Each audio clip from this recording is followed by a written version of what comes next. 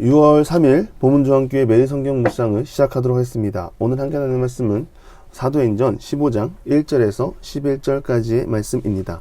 어떤 사람들이 유대로부터 내려와서 형제들을 가르치되 너희가 모세의 법대로 할례를 받지 아니하면 능히 구원을 받지 못하리라 하니 바울 및 바나바와 그들 사이에 적지 아니한 다툼과 변론이 일어난지라. 형제들이 이 문제에 대하여 바울과 바나바와 및 그 중에 몇 사람을 예루살렘에 있는 사도와 장로들에게 보내기로 작정하니라. 그들이 교회의 전송을 받고 베니게와 사마리아로 다니며 이방인들이 주께 돌아온 일을 말하여 형제들을 다 크게 기쁘게 하더라. 예루살렘에 이르러 교회와 사도와 장로들에게 영접을 받고 하나님이 자기들과 함께 계셔서 행하신 모든 일을 말하며 바리새파 중에 어떤 믿는 사람들이 일어나 말하되 이방인에게 할례를 행하고 모세의 율법을 지켜라 명하는 것이 마땅하다 하니라.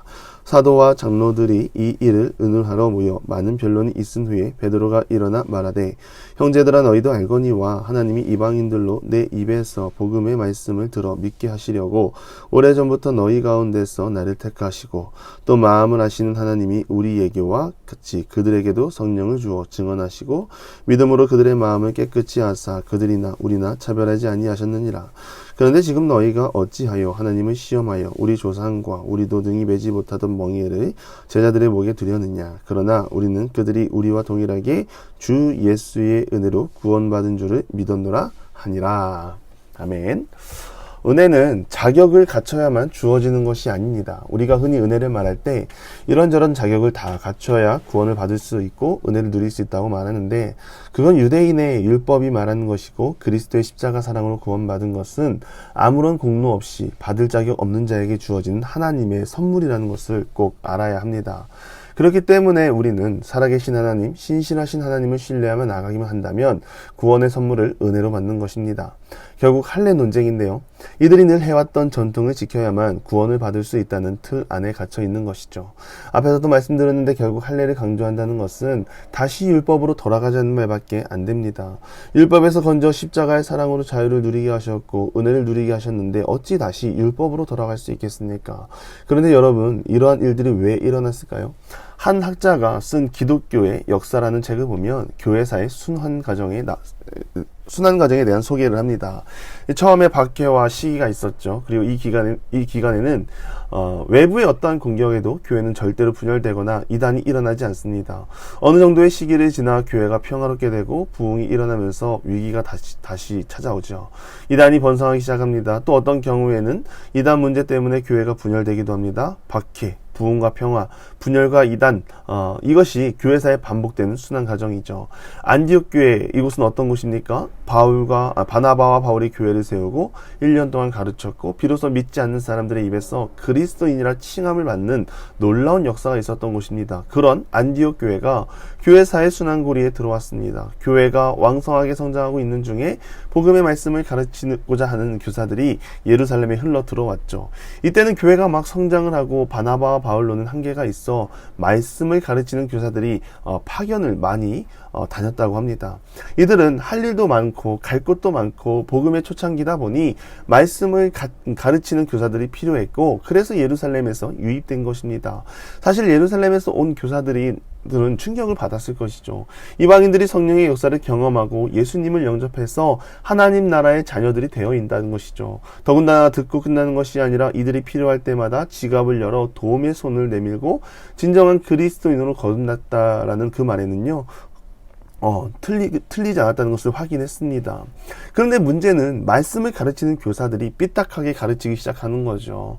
이들 나름대로 완전한 구원을 가르치는데요. 요약하면 예수 그리스도를 영접하는 것으로 구원을 받습니다. 그러나 그것만으로는 충분하지 않죠. 우리 조상 중에 모세라는 훌륭한 선생님이 계셨는데 그분이 우리에게 율법을 주셨습니다. 그 율법에 따르면 구원받는 백성이라면 하나님의 자녀라는 표식, 할례를 하라고 명하셨습니다. 여러분도 완전한 구원을 받으려면 할례를 받아야 합니다. 그래야 그리스도를 통한 구원의 역사가 완전해집니다. 라고 말하는 것이죠. 안디옥 사람들의 반응이 어땠을까요? 긍정적보다는 부정적입니다. 지금까지 가르침은 오직 은혜, 십자가의 죽음과 부활, 그리고 믿음으로 말미암아 구원을 받는다 배웠는데 오래전 전통을 가져와 행위적 구원을 말하는 이들의 가르침에 당연 거부감이 들 수밖에 없습니다. 결국 이러한 가르침은 논쟁으로 이어지게 되죠. 사실 지금까지 지켜왔던 것을 한 번에 끊어내는 것이란 쉽지 않습니다.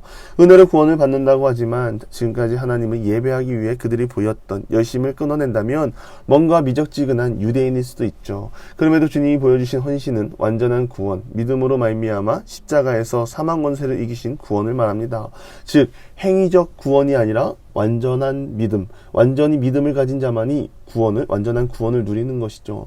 이에 논쟁이 일어났고 이 일을 정리하기 위해 예루살렘으로 옵니다. 가서 그간 있었던 일을 설명하고 예루살렘 교회의 이방인들이 죽게 돌아온 일을 말하며 교회는 기쁨으로 임하죠.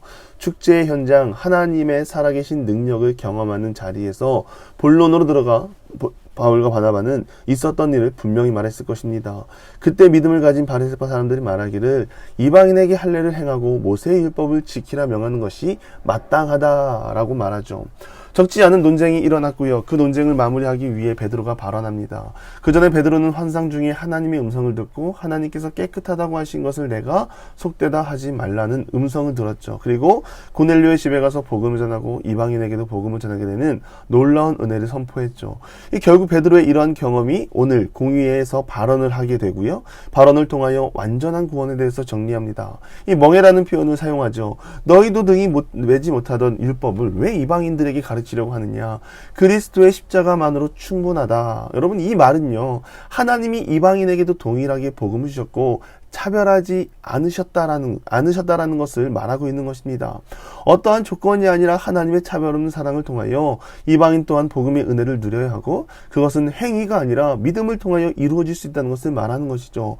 이것은 인종차별을 말하는 것이 아니라 이스라엘 백성들이 여전히 가지고 있는 선민의식을 깨부시려는 하나님의 방법입니다.